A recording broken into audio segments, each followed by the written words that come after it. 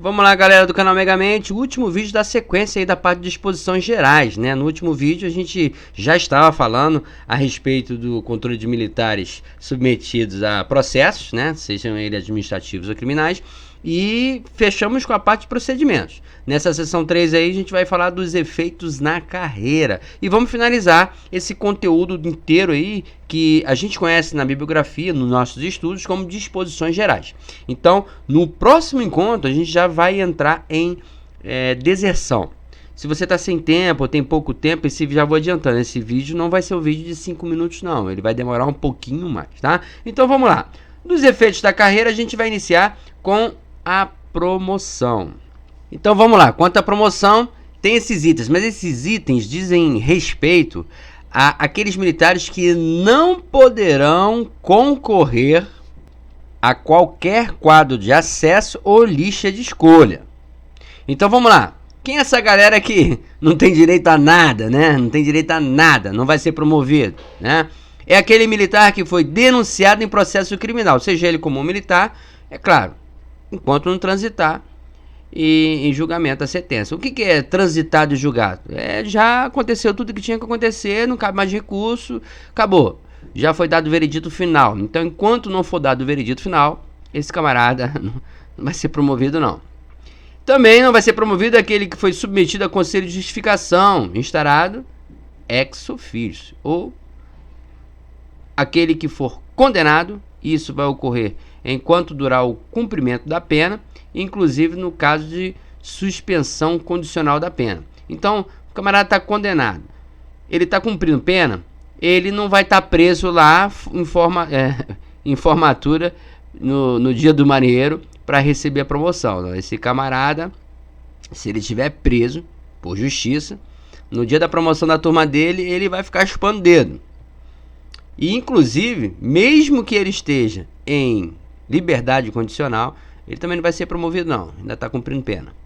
E essa suspensão condicional não vai ser computado como tempo acrescido à pena inicial, tá?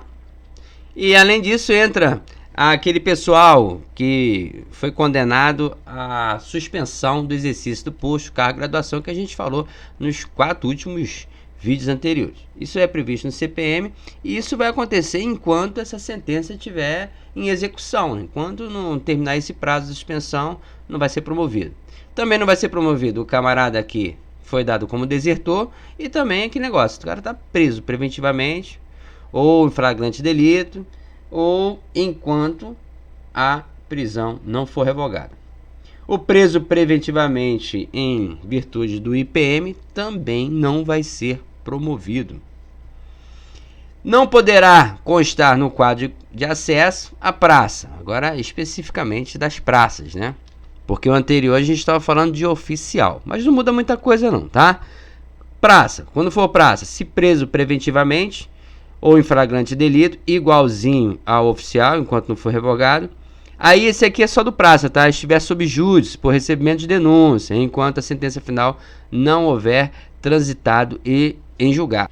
Nesse item aí, no item 2, quando era no oficial, era apenas quando ele tivesse sido denunciado. Ele foi denunciado, não marca ser promovido não. Aqui no praça, é quando a denúncia foi recebida, né? Um é denunciado, o outro é sob júdice, quando a denúncia tiver sido recebida, ou seja, acatada. O Ministério Público resolveu abrir o processo, instaurar o processo em cima dessa denúncia. A denúncia é válida. A terceiro, for presa preventivamente em virtude de IPM instaurado ou processo criminal. Isso também está lá no dos oficiais também. For condenado enquanto durar o cumprimento da pena, inclusive no caso de suspensão condicional da pena, não se computando o tempo acrescido à pena original para fins de sua suspensão condicional. Também é o mesmo texto lá do caso dos oficiais. E for condenado à pena de suspensão do exercício da graduação, cargo ou função previsto no CPM. Também é o mesmo texto lá dos oficiais. E for considerado desertora ou estiver submetido a conselho de disciplina instaurado. Aí a única coisa que muda é que o oficial não tem conselho de disciplina, né? É conselho de justificativo. O resto, o texto é exatamente o mesmo. Aí Ainda deverão ser observadas as restrições ao acesso à carreira previstas pelo PCPM, né, ou PCOM, relacionadas ao envolvimento criminal do militar ou a sua submissão ao conselho justificativo de disciplina. Nada a acrescentar, isso é somente para fechar o balão. E no item 1.3.11, a gente já vai falar quanto aos cursos, né? O militar que está respondendo a processo administrativo e criminal, ele tem algumas nuances específicas com relação aos cursos. E nesse caso, terão que ser observadas as disposições referentes à realização, trancamento, cancelamento de matrícula. Tudo isso está contido dentro da DGPM 307. Aí eu vejo como uma questão de prova, né? Não foi abordado ainda, não foi explorado isso, qual é a publicação que trata sobre a realização de trancamento, cancelamento de matrícula, qual a norma que trata, ou a publicação. Então, nesse caso aí, é a DGPM e conjunto com o PCOM e o PCPM. Proibição de movimentação com mudança de sede. O militar que estiver respondendo a processo na Justiça Criminal Comum ou Militar, em liberdade, não poderá ser movimentado para o M localizado fora da sede do fórum correspondente. Aí para tudo, tá? Porque olha só, normalmente ele não pode ser movimentado. Você imagina um militar respondendo a um processo criminal, tudo bem que em liberdade, mas o processo criminal, na área do Rio de Janeiro, aí a Marinha resolve movimentar o cara para Manaus. Ou seja, esse camarada aí, ele vai ter que pegar avião para vir para o Rio, toda vez que ele tiver que responder. Se não transferir o fórum para lá, ele tem que vir responder aqui no Rio de Janeiro. Vai causar um ônus para o militar, ou talvez um ônus para a Marinha, porque é cumprimento obrigatório, e vai acabar dando problemas administrativos. Então, nesse caso, o militar não é movimentado. Isso é a regra? Sim, a regra é geral. Porém, a gente tem exceções. Quais são as exceções que o militar pode ser movimentado mesmo respondendo o processo? Se o juiz autorizar e a DPMM. Eu não vou falar no CPES-FM, porque o nosso material é mais voltado ao pessoal da gola. O pessoal fuzileiro não costuma a se inteirar aqui nesses vídeos aqui que eu publico aqui nesse canal. Então, sempre que tem DPMM, a maioria das vezes tem o CPES-FM, mas eu acabo não lendo nem a DPCVM, porque não é interesse deles. Se a prova cobrar pra gente, o que nos interessa saber é da DPMM. Então é o seguinte, pode movimentar o militar? Normalmente não. Por quê? Tem exceções. Qual a exceção? O juiz determinar, que o juiz pode tudo, né? E a DPMM autorizar. Agora o item 1.3.13, restrições à exclusão do serviço ativo. Aqui é o seguinte, quando é que o militar que cumpriu o seu tempo, né, seu tempo regulamentar, agora é 35 anos, né, para quem entrou agora, quem não entrou tem aquele pedágiozinho, era 30 mais o pedágio, mas enfim, quem cumpriu o seu tempo regulamentar e pediu a sua transferência para a reserva, ou seja, o seu LSAN, ele não pode ir nas seguintes situações, que é a pedido, né? Não pode ir respondendo inquérito ou processo de qualquer jurisdição, cumprindo pena de qualquer natureza ou respondendo processo administrativo disciplinar. Enfim, essas três situações, o militar vai ter que esperar terminar, acessar esses processos aí para poder solicitar a sua reserva. Isso aí é do militar que, assim, entende-se que tem estabilidade. Agora, no Bravo, do mesmo modo, não poderá ser realizado o licenciamento do SAM a pedido de qualquer praça não estável, ou seja, aquele que não está estabilizado. Inclusive o pessoal do SMI, Serviço Militar Inicial. Qual a situação? Se ele for indiciado em PM, respondendo a processo no Fórum Militar ou desertoras. Lembrando que isso daí é a pedido, ou seja, o camarada desertor, ele é excluído do SAN, vai ser excluído, depois ele vai ser reincluído caso ele seja capturado ou se apresentado. Mas nesse caso aí, o que esse artigo está falando, o que esse item está falando, é o camarada desertar e lá na deserção ele mandar um ofício, uma carta para cá, solicito a minha baixa. Não, ele não pode pedir não, tá? Ele incidiu em crime. Ele vai responder um processo, Entendeu? Ele não pode pedir para ser desertor. A Marinha já excluiu ele, que ele desertou, mas ele não pode pedir. Ele não vai ficar isento do processo, não, tá? Isso vai para o juiz, não é tão fácil assim, não. Então não confunda, tá? Seguindo. No entanto, de acordo com o memorando, é um novo memorando aí de 2011, que fala que o comandante da Marinha pode dar o L-SAN ex officio dessas praças sem estabilidade, desde que elas já tenham sido encaminhadas para a justiça militar, indiciadas ou denunciadas. E é claro, esse é o mais importante, por conveniência administrativa.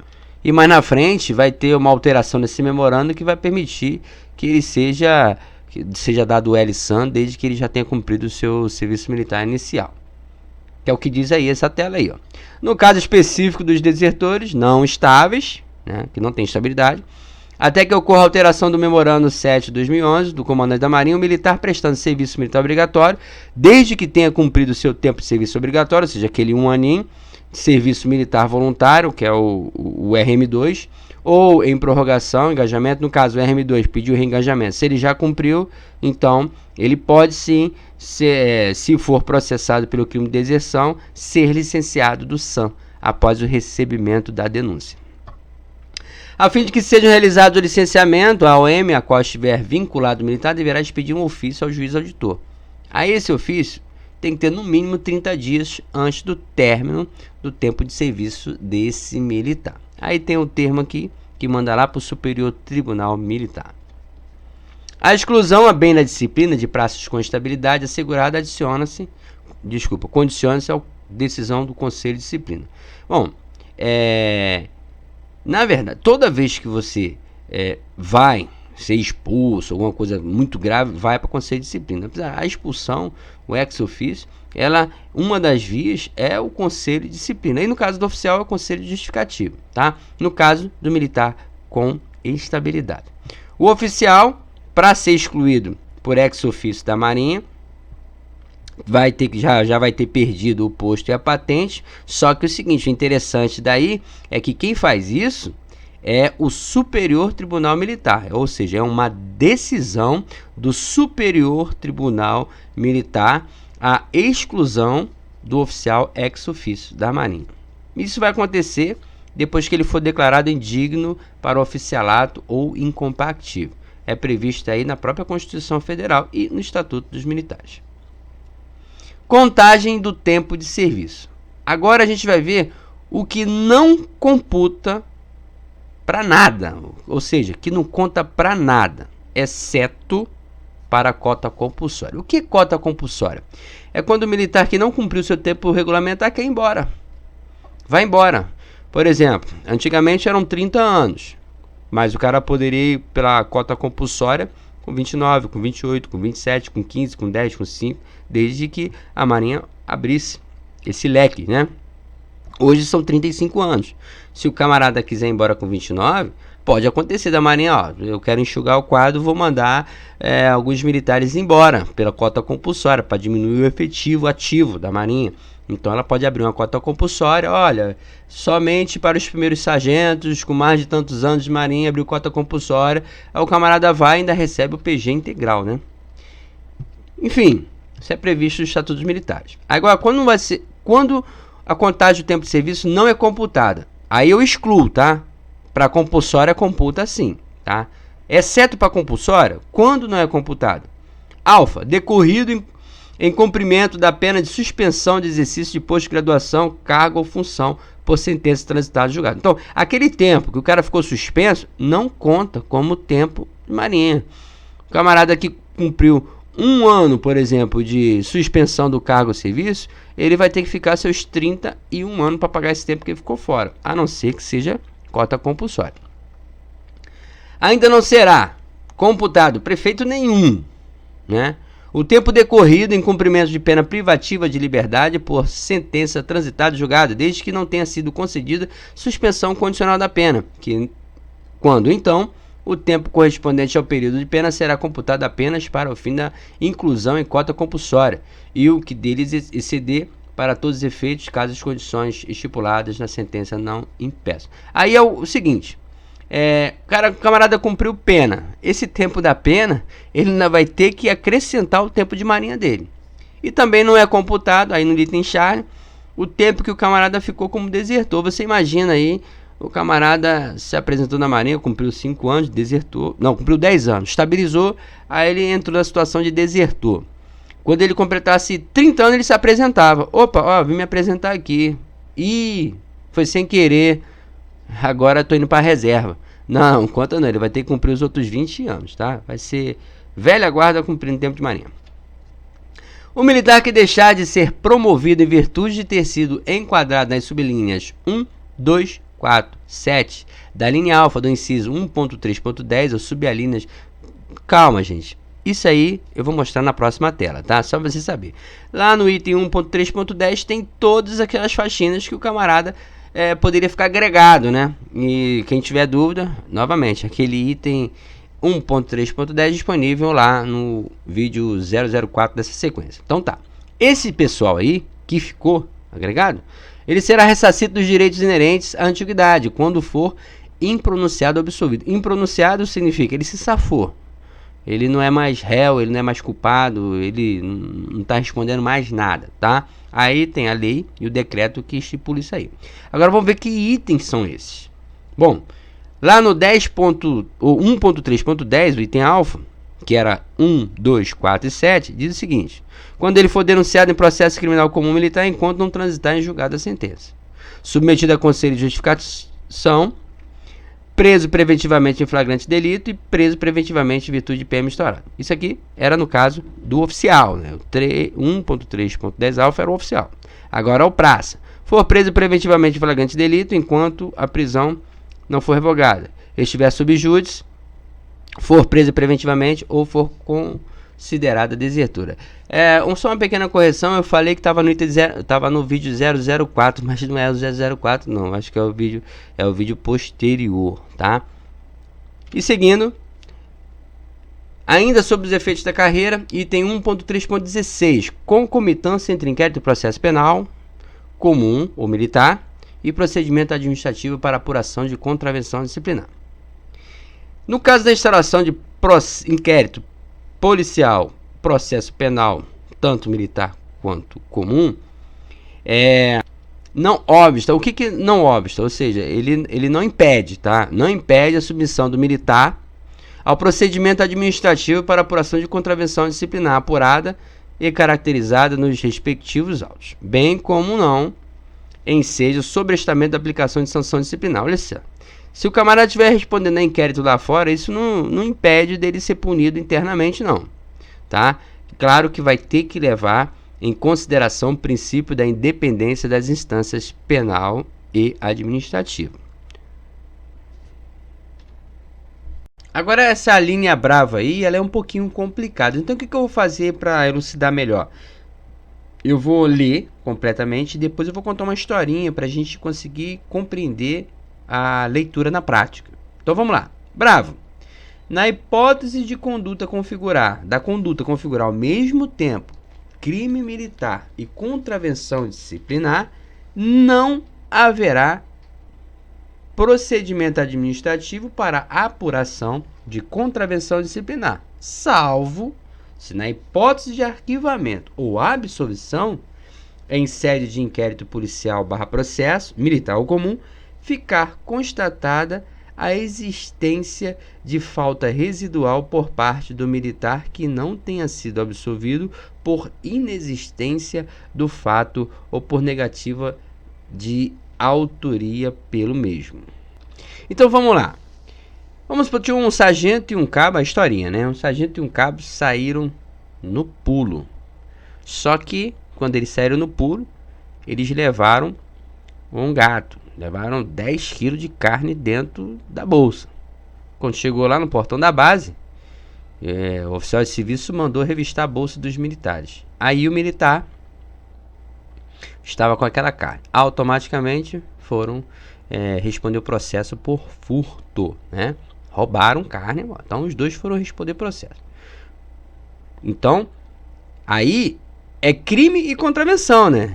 Ele levou o material de bordo sem autorização e estava roubando. Então, Nesse caso, eles foram processados de acordo com o que preconiza aí. Configurou os dois, não vai apurar a contravenção disciplinar, e sim o mais pesado, que é o crime. Quando chegou lá no juiz, o juiz foi convencido de que os militares não tinham roubado. Por quê? Eles não saíram do quartel, não tinham ultrapassado o portão da base, então não houve roubo. A carne estava dentro da marinha. Como foi roubada uma coisa se estava com os militares dentro do próprio quartel? Então o juiz determinou que não houve roubo e não houve culpado. Isso foi a interpretação do juiz, segundo a historinha que eu estou contando, tá? Isso não é fato verídico não, eu estou inventando uma história. Aí quando chegaram a bordo, depois de julgados, o comandante mandou botar no livro os militares. Por quê? Porque eles saíram de bordo sem autorização. Aí beleza. Quando foram para a audiência, foram perceber que lá na audiência, além de sair de bordo sem autorização, estava lá, escrito na parte deles, que eles também estavam sendo julgados por ter roubado o picado de bordo. Aí o velha guarda respondeu da seguinte maneira na audiência: olha só, eu posso até responder pela falta de ter saído a bordo sem autorização, mas pelo furto eu não posso responder. Por quê? Porque o juiz decidiu que não houve roubo e nem houve culpado. Então, quanto ao roubo, quanto à culpa, eu não posso responder.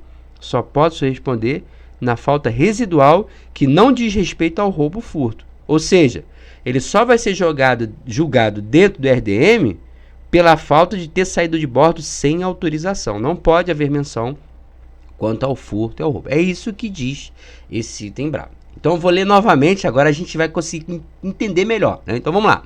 Na hipótese da conduta configurar ao mesmo tempo crime militar e contravenção disciplinar, não deverá haver procedimento administrativo para apuração de contravenção disciplinar. Ou seja, eles foram para o juiz responder lá fora o crime. Salvo se na hipótese do arquivamento, foi arquivado, foram absolvidos, mas ainda existia o fato deles terem saído de bordo sem autorização. Aí foi constatada a existência de falta residual por parte do militar que não tenha sido absolvido por inexistência do fato ou negativo da autoria. Ou seja, o que foi a absolvição de inexistência do fato? O juiz ter dito que não houve roubo. E a negativa de autoria? O mesmo juiz dizer que não houve autor de roubo, porque o roubo não existiu. Mas aí eles com certeza responderiam por ter saído de bordo sem autorização. Então, seguindo, eu acredito que agora ficou bem elucidativo. Alfa, agora com relação aos candidatos sob júri. Estamos falando de candidato agora. Bom, quem são os candidatos sob júri? São aqueles que já estão com a inscrição assegurada ou o processo seletivo já em andamento, matrícula, frequência em curso, tudo isso aí já está garantido para ele. A subbiografia diz, não só bibliografia, mas várias outras publicações por aí diz que eles terão que ser tratados com igualdade de condições aos demais candidatos, até decisão contrária do juiz. Aí o que seria essas regras? Tudo isso, está na tela aí, se aplicam aos dois, aos candidatos sem ser subjúdice e aos que estão em júri. O que seria isso? Matrícula, classificação, aprovação, reprovação, juramento à bandeira, declaração à guarda-marinha, proposta de nomeação de oficial, movimentações, designação à função, avaliações, conceitos no caso, né? Outros atos relativos à carreira de oficiais ou praça, respeitando expressamente a amplitude do contido na respectiva decisão judicial. Isso tudo ele tem direito desde que o juiz tenha colocado a decisão. Está garantido a matrícula no curso, a classificação, a aprovação, a designação da função, tudo isso vai estar lá na decisão do juiz. Mas a Marinha fica recorrendo, aí o que acontece? Acesso a outros cursos, nomeação, promoção, ao término do respectivo curso, não é consequência natural da conclusão do mesmo pelo candidato subjúdice, que só vai acontecer se for por determinação de juiz, né? Ou seja, ele terminou o curso lá do QOA, vamos dar exemplo aí do QOA, o CFO, terminou o CFO, aí formou segundo tenente, e depois Para ele ir a primeiro tenente, é outro mandado judicial. Está correndo o processo dele, ainda não foi transitado julgado. Quando terminar, não se sabe o que vai ser. Já houve caso até da Marinha recorrer e o camarada voltar a ser praça, né?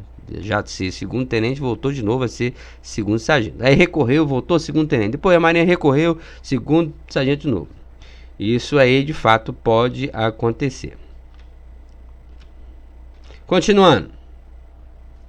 Todos os atos administrativos pertinentes à carreira desse pessoal, tais como ordem de serviço, portaria, termo de compromisso, etc., deverão ser lavrados em separado e nele se fará constar explicitamente a condição que ele está sob júdice, o número do processo, a espécie do processo e a vara de origem, tipo da decisão judicial. Aí ele vai ter que discriminar se vai ser uma liminar, antecipação em tutela, sentença ou acordo. Isso vai vir na decisão judicial. E a data dessa decisão. Além disso, a transcrição integral da parte que contém a determinação judicial.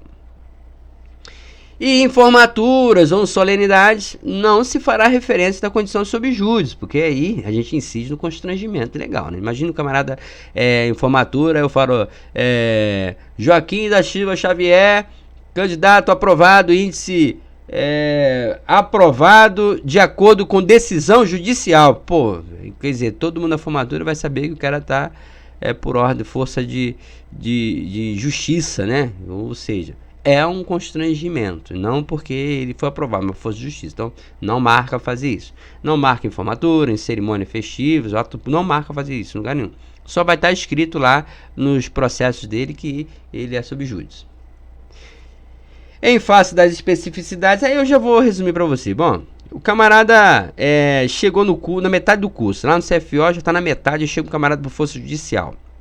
Aí o juiz, quando ele faz isso, ele já diz o seguinte: ó, tá autorizado CAW a você fazer as devidas adaptações. Aí por que é isso? Bom, imagine você que foi aprovado, já está fazendo o curso lá, já tem 2 meses. Quantas provas você já não fez? Aí esse cara chega no meio do curso. Você fez 2 provas por semana, ou 1 prova por semana. Não dá para ele continuar fazendo 2 provas por semana igual o pessoal que já está lá há 2 meses. Ele vai ter semana que ele vai fazer 3 provas, 4 provas, porque ele vai ter que cumprir uma carga horária e um currículo. Então, está autorizado ao CAW a ele fazer essas alterações, que seriam o quê? Aplicar mais provas, aumentar a grade curricular dele, vai ter que fazer um supletivo, vai ter que alterar algumas coisas para poder fazer com que esse candidato seja formado junto com a própria turma.